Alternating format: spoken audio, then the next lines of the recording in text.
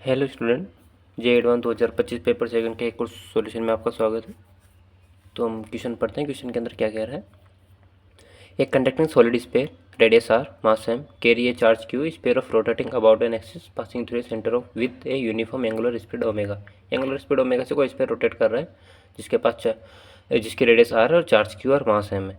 अपन को रेशियो निकालना है यहाँ पे मैग्नेटिक मोमेंट, डाइपोल मोमेंट और एंगुलर मोमेंट के बीच का, और इसमें रेशियो दे रखा है अल्फा की फॉर्म में।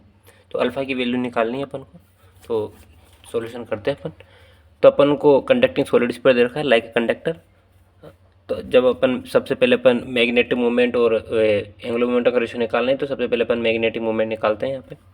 तो अपन मैंने यहाँ पे लिख रखा है, देखो, conducting sphere charge Q live only the outer spherical shell for conducting sphere. Conducting sphere की बात करेंगे तो वहाँ पे चार्ज अपना आउटर स्पेस पे आ जाता है, तो वो एक तरीके से ट्रीट होगा स्पेरिकल शेल की तरह। तो उसकी वजह से मैग्नेटिक मोमेंट जो अपना आता है वो आता है 1/3 क्यू ओमेगा आर स्क्वायर।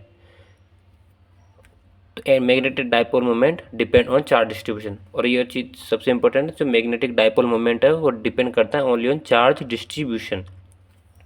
बात करेंगे फॉर एंगुलर मोमेंटम के लिए, तो angular momentum depend on mass distribution. तो एंगुलर मोमेंटम की बात करते हैं, ये भी only on mass distribution, depend on mass distribution. तो mass distributed throughout the solid not just surface, तो मतलब कि पूरे सरफेस अंदर बाहर सब पूरी तरह मास डिस्ट्रीब्यूट होता है वहाँ पे। तो ये एक तरीके से बिहेव होगा सॉलिड स्फीयर की तरह। तो angular momentum L equal to I omega, और मोमेंट ऑफ इनर्शिया जो सॉलिड स्फीयर का वो होता है 2/5 M R square omega. Mu की वैल्यू अपने पास आ गई, एल की वैल्यू अपने पास, दोनों को डिवाइड करेंगे तो अपने पास 5/3 Q/2m यहाँ पे अल्फ़ा की वैल्यू आ जाएगी। यहाँ पे मैग्नेटिक मोमेंट की वैल्यू जो है वो आप कई तरीके से निकाल सकते हैं। जैसे कि आप एक स्पेरिकल शेल लेंगे तो उसको एक स्पेरिकल शेल को एक काटेंगे, यहाँ से एक रिंग की फॉर्म में कटेगा वो। एक छोटा सा अपन एलिमेंट लेंगे यहाँ पे रिंग की फॉर्म में, और वो वेरी करेगा रेडियस और एंगल के, रेडियस कांस्टेंट रहेगी और एंगल के साथ वेरी करता रहेगा वो।